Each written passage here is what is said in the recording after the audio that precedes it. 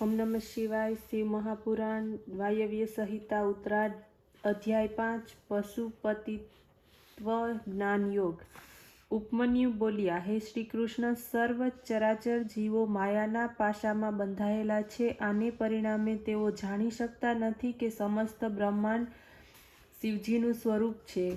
ઋષિમુનિઓ શિવજીના અવિકલ્પ પ્રભાવને પ્રાપ્ત કરતા નથી, એમને અનેક ભાવોથી વર્ણવે છે। એમને અપર બ્રહ્મરૂપ પરબ્રહ્માત્મક પણ કહે છે।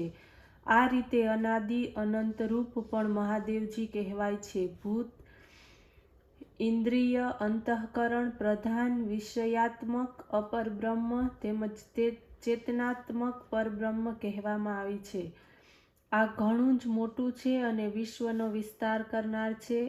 આ કારણથી એને બ્રહ્મ કહેવામાં આવે છે। વિદ્યા અવિદ્યા બંને બ્રહ્મના રૂપ છે।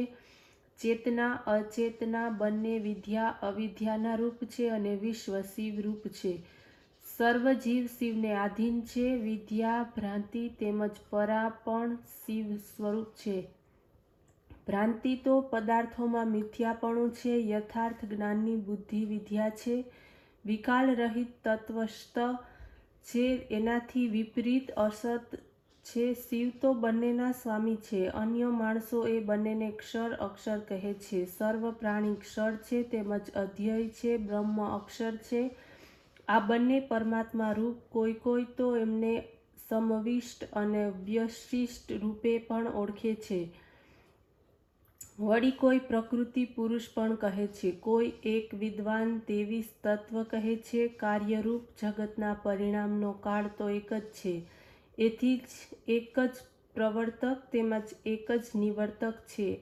એ ધાતા છે અને તે સંસારના આવિર્ભાવ અને તિરોભાવનું કારણ છે। દેવાધિદેવ મહેશ્વર જ નેતા સ્વામી ધાતા છે। કોઈક વળી બ્રહ્માને લોકકારક કહીને એમને જ ઈશ્વર કહે છે। કવિજન શિવને અંતર્યામી રૂપે ગાય છે અને કોઈ પ્રભાતા પ્રમાણ પ્રમેય વગેરે બુદ્ધિ પ્રમાણે કહે છે। આ પ્રમાણે અનેક જ્ઞાની મહાત્મા પોતાની બુદ્ધિ પ્રમાણે વિરોધાભાસ દ્વારા બ્રહ્માનું અનેક પ્રકારે પ્રતિપાદન કરે છે, પરંતુ અનેકોમાં વિશ્વાસ હોવાને લીધે નિશ્ચયાત્મક તેઓ રહી શકતા નથી। જે પુરુષ સર્વાત્મ ભાવથી પરમાત્મા શિવને ચરણે આવી ચૂક્યો છે, એને સહજ રીતે શિવ તત્વનું જ્ઞાન થાય છે। ઓમ નમઃ શિવાય।